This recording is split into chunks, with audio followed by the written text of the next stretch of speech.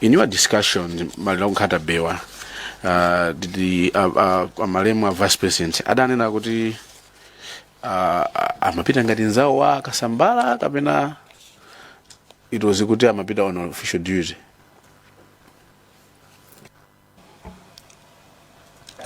Ineyo mkumvetsa wanga ndima sana kambe mkhani meneyo koma ineyo ndiwo timajeza zoti tukupita ku maliro anzawo.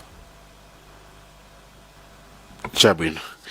Around 8:30 to there about 9:30 ndikumene kunabwera Mr. Valera chifukwa pa settlement pawo Mr. Valera pa breed number 6 chair ndimene amakamba kuti anapita kwa Vice President nthawi imene 8:30 to 9:30 mukhosi nthawi imene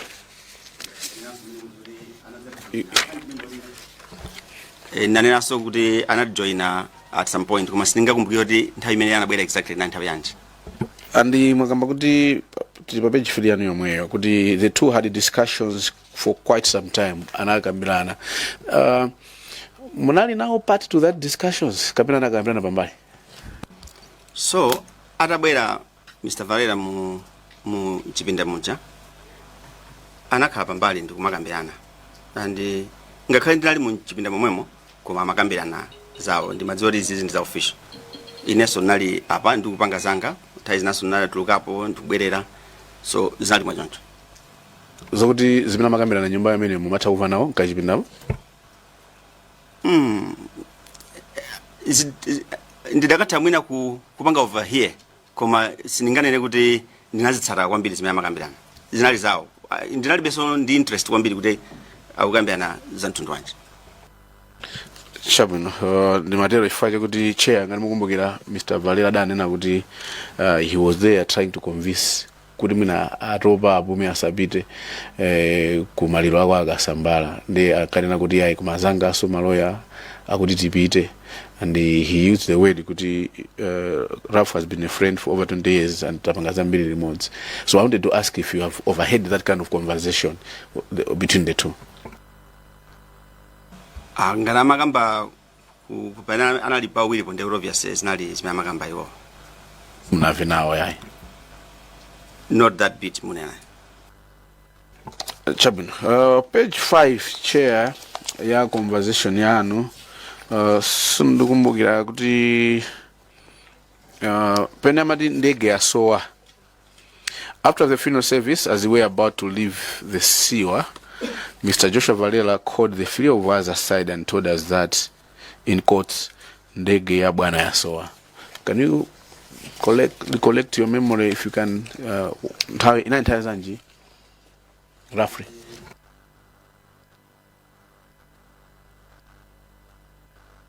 Sorry. Mukuganiza kwanga ndikuganiza kuti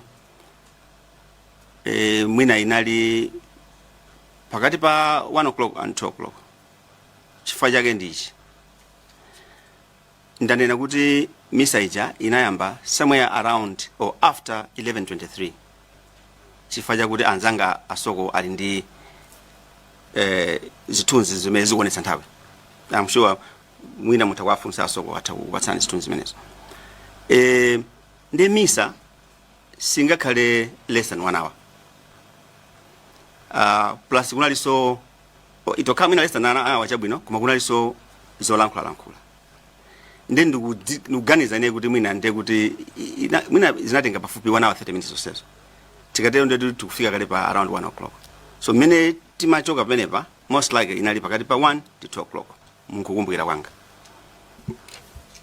Mkukumbukira kwanu komweko mene makambirana zimene zizi ndi Mr. Valera inali mombo misodate?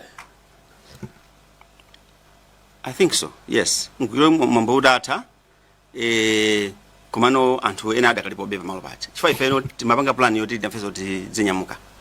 Chair, I wanted you to take note kuti Mr. Valera's bullet number 10 ya presentation yawo amagamba ngati kuti ananyamuka kumaliroko about 12 noon for Zuzu Airport. Ndodi tawi time difference kakani kusiyana zimene anapanga Mr. Valera. from there on second paragraph yanu munena kuti mudapita ku Nzuzu Hotel where some people were converging. I wanted you to confirm to me, was it in Nzuzu Hotel or kapena Nzuzu Airport? Nzuzu Hotel.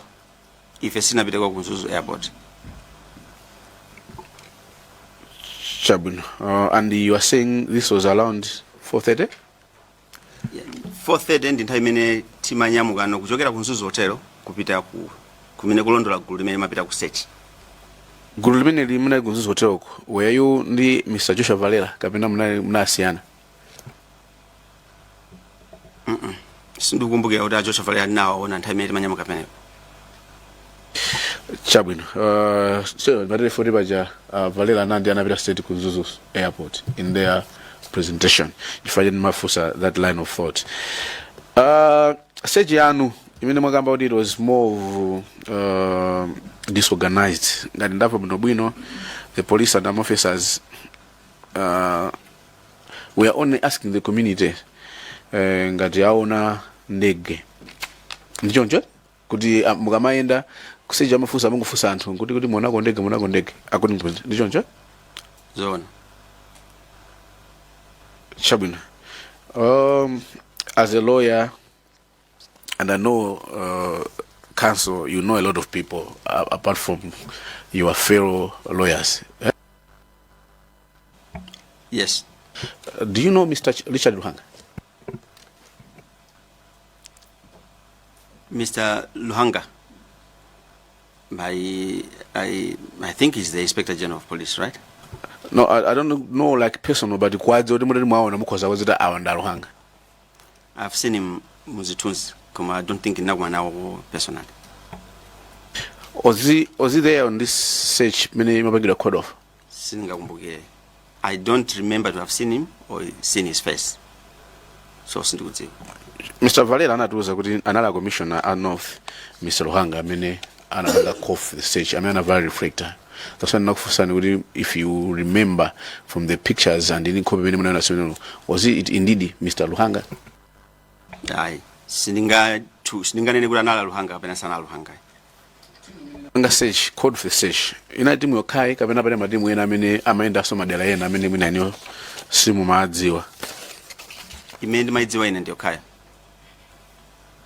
I like your collections of time. Nakufusa ni honorable Doa Kasangadzi, your fellow lawyer, nkani ya ntawi repeatedly magamba kuti mwembudayamba 11:23 mene amadurutsa coffin kudagamba mwambo. Yes. Ndiye atabwera munthu wina mkomiti muno nkuzatuza kuti mwembudayamba teni kukondendende mwambo maliro mukozoti munthu amene amanena zoona amanama. Yeah, Chair, I think ndisalankhule kwa munthu wina ine ndingonena zimene ndizidziwa kuti mwambo namba 11:23 awo watoka ndi zifukwa zimene anena zimenezo.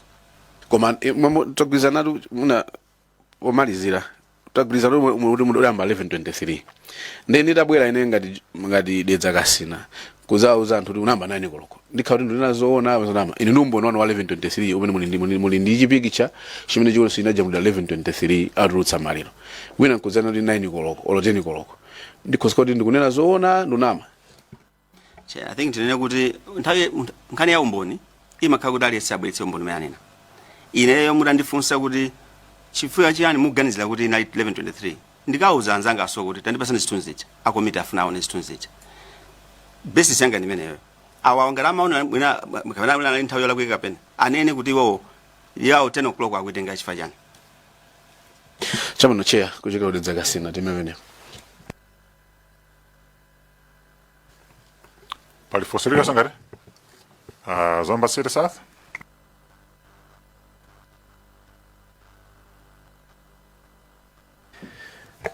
Ziko Bogombiri Chair. Morning Council Center. Mine is just a follow-up to your response. Mene munapereka kwa dedza kasina. Atakufusani kuti poti munali mulumo mwemo. Mena Valera amacheza ndi late SKC. Ndiye manena kuti ine sinamve that bit mene muchita refer to uyo. Which bits did you overhear?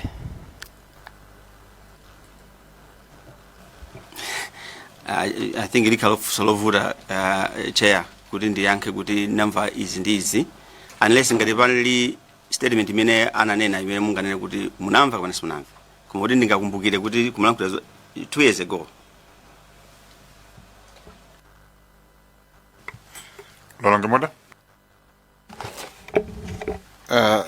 Zikomo kwambiri sentala ndikale ndakuonani tili ku Chancellor College mpaka lero nde ndathokoza kuti taonananso ndiye ndili ndi funso longopanga follow up koma ndimafuna chair ndithokoze chifukwa choti alongosola statement yayikulu imene tinayitanira ndipo mwalongosola kunena kuti statement imene idanenedwa si imeneyi komanso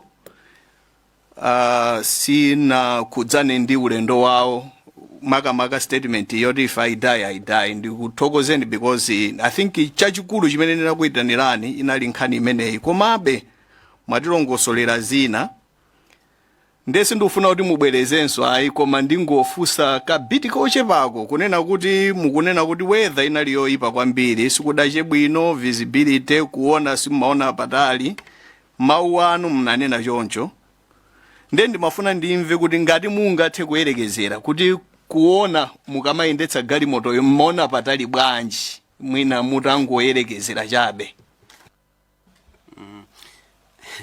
Ndisanabwere kuno ndimayamba kuganiza kuti mutafusa kusonga limenera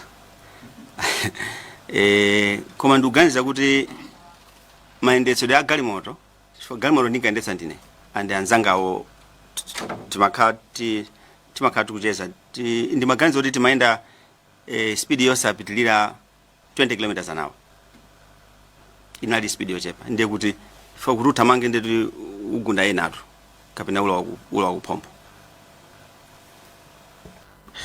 Chabwino ndikuona kuti pavutabe kuyerekezera kuti kuonako kuti inali mwina 10 meters 20 meters I don't know mwangonena za speed pandivuta kuti nene distance yo ndimaganiza kuti mwina mupanga visualize ndikanena speed yo kuti ukamendesa galimoto modzi kuti imene ndikutha kuona kulekeza imene ndipanga speed ngati mungalola ntolekeza mwepo unless ngati muga. Okay, thank you. Zikomo kwambiri mwayankha kale funso ili mmene mmayankha dedza kasina koma ndimafuna be ndingomva bwinobwino chifukwa chonena kuti manena kuti panali ma small search parties pa ma parties amene mayenda ndeno anafusa dedza kasina kuti kodi madziwa za matimu enawo nde manena kuti aisi madziwa.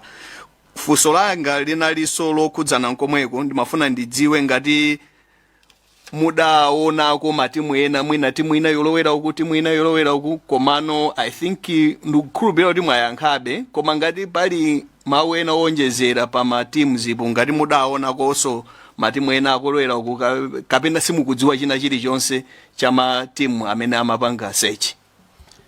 Monga ndanenera ine ndimadziwa timu yokha imene ife tinajoina and titangojoina kuti anthu akupita kukapanga search tifika apa sindimadziwaso za timu ina yayi. Chair ndizomwezo zikomo kwambiri.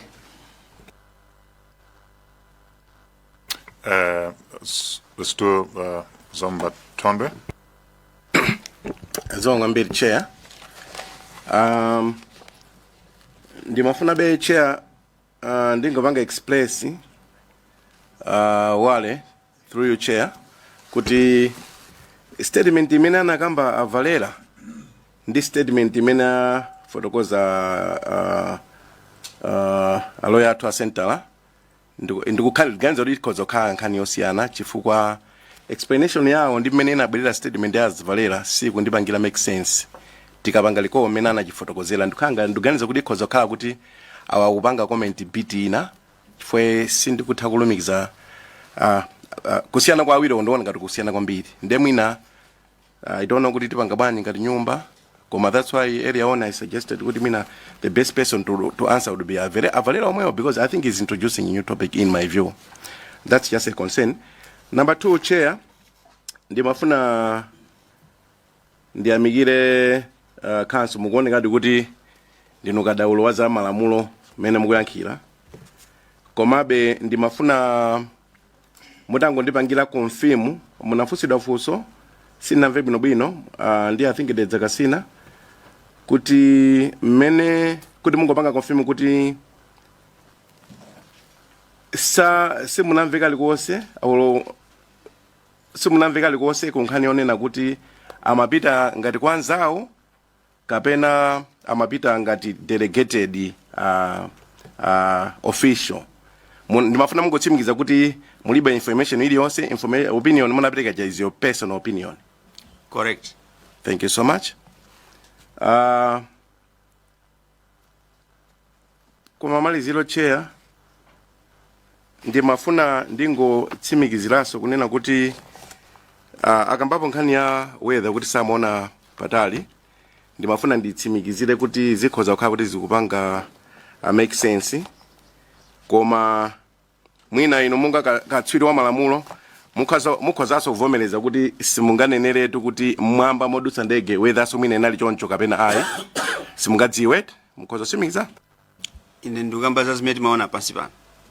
Izo kwambiri mafuna cheya kuti nyumba nkhala ndi chithunzithunzi tukamba za pansi pansewu siti kukamba za mwamba moyenda ndege ngati mena uneneramu chifukwa timayang'ana ripoti imene anabweresa anzathu ku Germany ananena ndithu tikapita pa page out of interest page 20 ya ripoti imeneyo kunena kuti ndingopita kumapeto chifukwa pali statement yaikulu imene ayifotokoza imene yapangitsa kuti alembe kuti pa Chingerezi, due to this limited data the German Meteorological Services is not in a position to make more precise statements about the meteorological condition in the area. So ndimafuna chimene chocho ndingovomereza nanu kuti zikupanga make sense. Komanso mwina tikapita page 53 ya report yomweyo anazanenaponso kuti in conclusion zimene amaganiza kuti zikhoza kukhala kuti zinapangitsa ngakhale sanatsindike chimodzi mwa icho chita kukhala kuti a lack of situational awareness. Chimodzi anazaganiza kuti chikhozanso kukhala kuti mwina kuuluka pa musi kwambiri pamene mwina weather sinali bwino. Anazonjezera paso chikhozanso kukhala kuti ndondomeko yakuti auluke mwina sinachitike mokwanira. Anapereka zifukwa zitatu zimenezo. Ndimafuna kuti chair tingokhala pa page imodzi kuti zomwe kunena sama zimanga make sense kuma ndasangala kuti mapanga confirm kuti munena zapasi osati mauluka ndege. I submit. Mwanza Central, and then we wind up. Thank you very much, Chair. Ndimango pangira kuti mwina council center akhoza kuchoka ndi maganizo onena kuti kunabwera munthu kuzanena kuti mwambo unayamba 10 o'clock. Inali statement imene Minister of Justice amayipereka atayiwerenga mu report imene inalembedwa Commission of Inquiry imene anakhazikitsa former president Dr. Lazarus Chakwera. Pa page 30 ndi pamene analemba kunena kuti point 2.2.2 conduct at the funeral service of the late Mr. Kasambara AC. And I read, according to the evidence before the commission, the funeral ceremony in Nkatabe started around 10 hours. The funeral service started and those present were advised that the late president had been delayed. Later on, it was announced that the late vice president had failed to attend the funeral. Evidence received indicates that around 12:30, the Compol N, the commanding officer Moyare Barracks and other senior police officers, MDF officers, were seen leaving the funeral service in a hurried state. So I just wanted kuti ndinene kuti sana bwere munthu kudzanena amawenena zimene zili mu report imene idatulutsidwa kuti apeza information imene kuti mwina muyamba kuchoka ndi chithunzithunzi cholakwika. Zikomo kwambiri. Zikomo.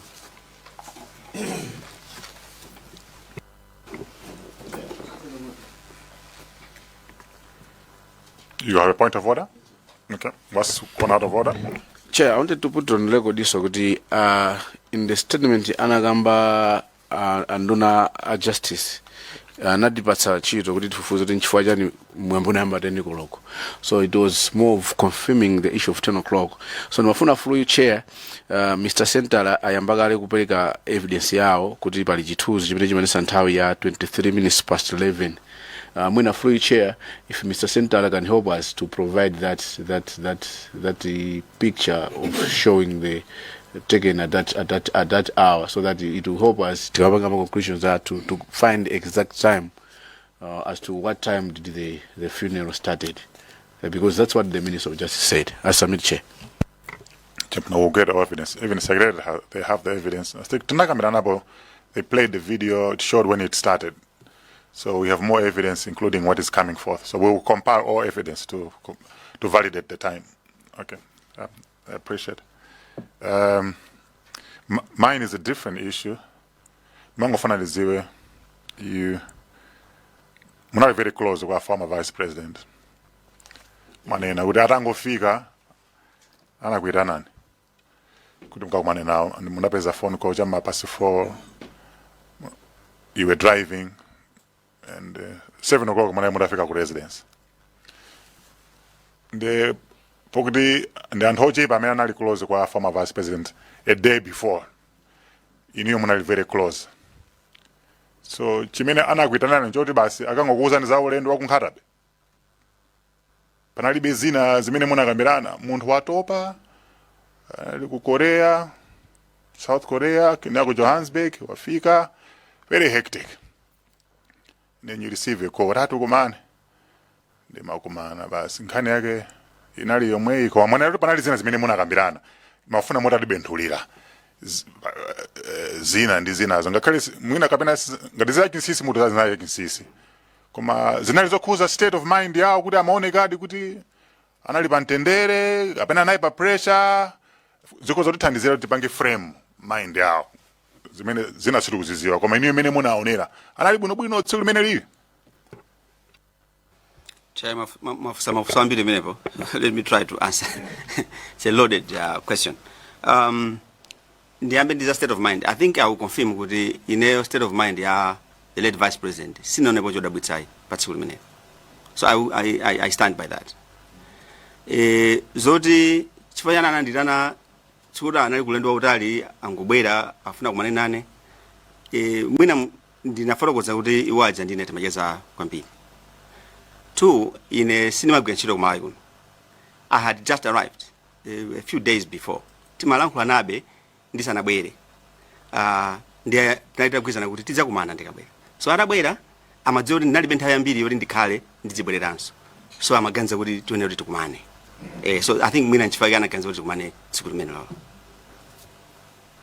Kucheza timacheza zinthu zambiri mbiri. Zina mwina ndinaziwala analanzanga. Mwande yanga kuti iniyo magwira ntchito kunja kwa dziko ndi amafuna catch up mwansanga komasa mwande yanga kuti madisimikizira Malawi tonse kuti asanapita ulendo mino sanali pa pressure munayikeza na bwino state of mind anali bwino chimene ndimafuna kumvesesa nanga si takupanga ndikonga as an acquaintance the acquaintance ndi kuti unali close ni munthu right mwina amatanga de ana ni mawares mafears ena akanatha kukuuzani ngada pana izinsisi zina ndi zina munthu akakhala acquaintance amakufusa amatakuuza zinsisi imene zili ukhosi then mafana ndifusa mafusa acquaintance yo ndi chimene iniyo mukuziwa ndi chimene mwatifotokozera palibe china chiti chonse chimene simunatifotokozera chimene simunauziwe china chiti chonse then ningothokoza mbali imene kuti mati masula ziko tikatenda kuti tamaliza inquiry yathu zokambirana zathu tukuthokozeni kuti munabwera makamaka kuzapanga clarify role kuti yaimfa kuti ndikafa ndidzafabe ndimene moyo makhalira masina related ku ulendo I think limene choyambira chimene committee inakwita na china chipanga establishment mafuso ena angobwera kuti munali nyumba muno koma mafuso ambiri anafusira kwa Joshua Varea fuka ndamene amapeza kuti amaenda na nthawi zonse nde zomo kambiri fuka cha nthawi yanu kuthokozeni pozibereka You're free to go if you don't have any further comments to make. Do you have any further comments to make? No chair, ine ndingofulanisa bwino zonse ngati committee kuti mupitirize kugwira ntchito yofunikayi. Ndathokoza kwambiri. You may take leave.